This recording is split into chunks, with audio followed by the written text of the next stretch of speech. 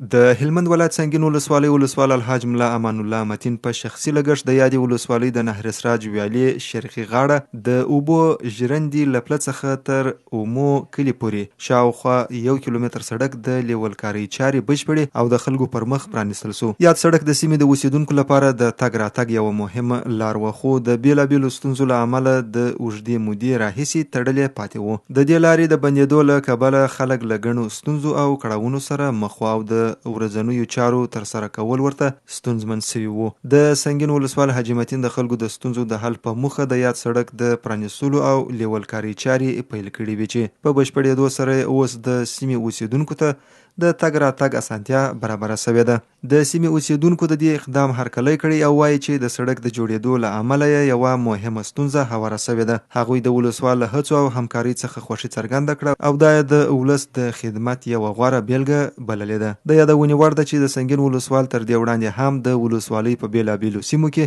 د فرعي سړکونو د لیولکارۍ او جغل اچونې چارې د خلکو په همکارۍ ترسره کړي دي چې د سیمې د ترانسپورتي اسانتیاو په ښه والي کې یې مهم رول لوبولی دی.